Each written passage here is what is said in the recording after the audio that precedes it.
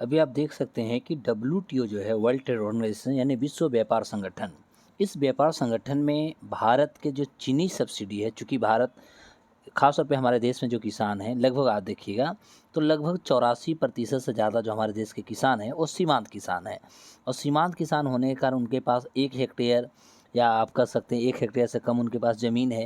लेकिन देश की जिस तरह से जनसंख्या है, हर लोगों के परिवार में जिस तरह से जनसंख्या है, उसे पालन पोषण भरण पोषण करने में कहीं न कहीं किसान जो है वह बहुत ज़्यादा कर सकते हैं, वो सक्षम नहीं है।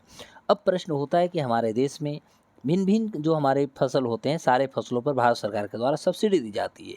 और इस सब्सिडी में जब ये डब्ल्यूटीओ की बात हम करते हैं, तो वर्ल्ड ट्रेड ऑर्गेनाइजेशंस के कुछ नियमावली होते हैं, उस नियम के तहत उसे दिया जाता है। अब इसी में अभी देखिएगा तो डब्ल्यूटीओ जो है, ये डब्ल्यूटीओ में 2 देश जो हैं भारत के विपक्ष हो गए हैं, जैसे यूएसए की बात करें और एक हम ऑस्ट्रेलिया की बात करते हैं। तो यूएसए और ऑस्ट्रेलिया जो है, इन्होंने भारत पर एक आरोप लगाया है कि भारत जो है डब्ल्यूटीओ के जो नियम हैं, उस नियम से के विरुद्ध भारत जो है अपने यहाँ किसानों को चीनी सब्सिडी दिया है। और इसको लेकर के इतना बड़ा विवाद हो गई। भारत भी अपना प्रोटेक्शंस लिया, भारत भी काउंटर करने की कोशिश किया है, भारत ने भी अपने तथ्य तथा सबूतों को रखने में कामयाब रहा है। तो आज हम बात करने जा रहे हैं कि भारत की चीनी सब्सिडी पर खासतौर पर डब्ल्यूटीओ में क्या विवाद हुई है और इस विवाद को अमेरिका और ऑस्ट्रेलिया ने कैसे रखा है, तथा भारत ने ऐसे क्या स्वरूपों को प्रदान किया जिसके माध्यम से हम कह सकते हैं कि आज भारत चीनी सब्सिडी पे लगने वाले डब्ल्यूटीओ में जो आरोप हैं, वो सारे आरोप को भारत ने समाप्त कर दिया है। तो इसी के साथ आज हम लोग अपने एपिसोड में बात करेंगे भारत की चीनी सब्सिडी एवं डब्ल्यूटीओ में विवाद क्या है। देखिए, विवाद के कारण भी मैं जस्ट बताया, चूँकि भारत देखा जाए तो यहाँ पर 2 देश की हम बात कर रहे हैं। एक आपका अमेरिका है और एक देश देखिएगा तो ऑस्ट्रेलिया है। और ये दोनों राष्ट्रों ने जो है भारत पर ये आरोप लगाए हैं कि वह जो डब्ल्यूटीओ के तहत जो कृषि समझौते के जो निर्धारित दिए जाते हैं चीनी सब्सिडी, उसको उन्होंने कहीं न कहीं तोड़ने की कोशिश किया। और इसके माध्यम से पूरी दुनिया में जो अर्थव्यवस्था है, दुनिया के जो व्यापार हैं, इस पर एक नकारात्मक प्रभाव पड़े। चूँकि आपको मैं बता दूँ कि डब्ल्यूटीओ के तहत हमारे पास 3 एग्रीकल्चरल यदि देखिएगा तो एक ट्रीटी होता है। जैसे ग्रीन बॉक्स होता है, जैसे एक आपने एम्बर बॉक्स का नाम सुना होगा, एक हमारा ब्लू बॉक्स होती है। तो ये 3 जो हमारे पास ये समझौता है जिससे कि किसानों को सब्सिडी दी जाती है, इसी पर बहुत बड़ा विवाद हुआ है। तो आज इस विवाद को ही हम देखने की कोशिश करेंगे। तो विवाद है क्या?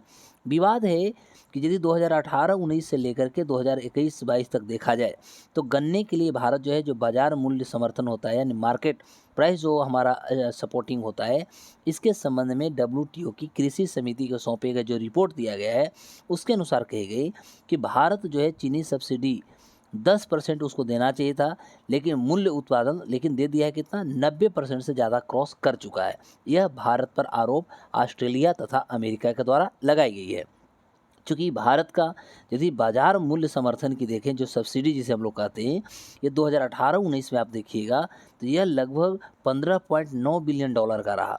वहीं 19-20 में आप देखिएगा तो ये $14.6 बिलियन का रहा। वहीं 2021-20 देखेंगे तो $16.5 बिलियन का। और यदि आप देखते हैं 2021-22 तो यह लगभग $17.6 बिलियन का रहा है। तो यह एक अनुमान लगाई गई है कि 10% के यानी 10% के मुकाबले जो हमारा वार्षिक उत्पादन मूल्य था, वह 90% का क्रॉस कर गया है, 90% से अधिक था। तो इसी पर कहीं न कहीं भारत पर आरोप लगाई गई है। चूँकि अब हम इस रिपोर्टों का अध्ययन करें, तो हम कह सकते हैं कि 2021 में आप देखिएगा तो 2014-15 से लेकर 2018-19 की अवधि के लिए डब्ल्यूटीओ जो था, वो भारतीय चीनी सब्सिडी के खिलाफ कुछ फैसला सुनाया था, जिसे भारत ने अपील के माध्यम से सारे के सारे लगाए गए आरोपों को भारत जो था वो खारिज कर दिया था। अब भारत की अपील जो है 2022 में देखेंगे तो डब्ल्यूटीओ के जो पैनल जो थी, वहाँ पर रिपोर्ट को सब डब्ल्यूटीओ ने एक विवाद निपटान निकाय के रूप में लाया और अपनाया भी और उसे रोकने की कोशिश भी करता है। अब भारत इसमें पक्ष क्या दिया है? तो भारत देखिए, इसमें भारत ने स्पष्ट रूप से बहुत सारी बातों को भारत ने रखा है, लेकिन सबसे इम्पोर्टेंट जो था वह था कि भारत एक विकासशील देश है और विकासशील देशों में यदि भारत सरकार सब्सिडी नहीं देती है किसानों को, तो कहीं न कहीं बढ़ती हुई जनसंख्या को जो ज़रूरत पड़ेगी, वह ज़रूरत के खाद्यान्न फसल उग नहीं पाएँगे, जिसके कारण देश में और इन्फ्लेशन होगा तथा देश में और महँगाई जैसी समस्या बढ़ेगी। और इससे क्या होगा कि लोगों की जो आय की विषमता होती है, वो आय की विषम यानी हम बात कर रहे हैं इनकम इनइक्वालिटी का या इनकम डिस्पैरिटी का। तो ये कहीं न कहीं बढ़ेंगे। तो भारत का जो आरोप है, उन्होंने कहा कि इस रिपोर्ट में जो गन्ना उत्पादकों और निर्यातकों को समर्थन देने वाली जो हमारे घरेलू योजना है, उसके बारे में जो भी बताए गए वो सारे के सारे गलत चीज़ बताए गए हैं। भारत अपने किसानों को निर्यात के लिए एक्चुअली सब्सिडी नहीं प्रदान करता, बल्कि उत्पादन करने के लिए सब्सिडी भारत देता है। निर्यात करने के लिए कभी नहीं भारत देता है। ऑलवेज भारत जो होता है उसे उत्पादन करने के लिए देश के किसानों को भारत जो है वो सब्सिडी प्रदान करती है। लेकिन यहाँ पर जो आरोप लगाई, ये पहला खंडन भारत ने कर चुका है। वहीं भारत का पक्ष ये भी दी गई है कि भारत का जो हमारा शुगर है, इसका निर्यात डब्ल्यूटीओ के नियम के अनुपालन के साथ मैंने किया है, अर्थात जो भी डब्ल्यूटीओ के नियम है उस नियम के अनुरूप ही भारत ने कहीं न कहीं भारत ने चीनी निर्यात किया है। अभी भारत जो है एक विकासशील देश है, ये भी भारत का कहना है।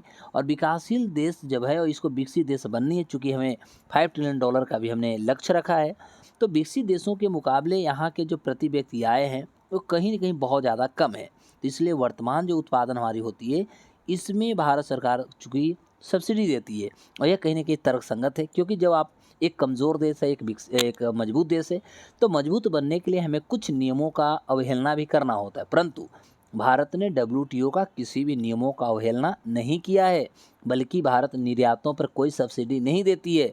भारत सब्सिडी देती है उत्पादन करने पर किसानों को।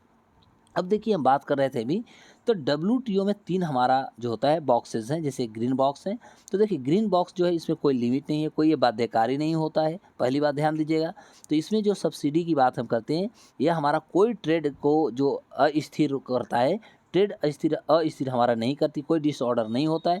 और इससे हम कह सकते हैं कि किसी भी प्रकार का जो मिनिमल डिस्ट्रप्शंस होता है, बाध्यता होता है, ये भी उत्पन्न नहीं होती है।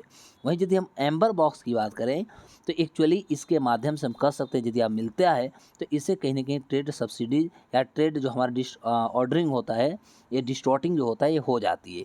और एक ख़ास तौर पे जो डेवलप कंट्रीज़ हैं, डेवलप कंट्री को मात्र इसमें 5% दिया जाता है, और ख़ास तौर पे जो डेवलपिंग कंट्री उसको 10% इसमें दिया जाता है।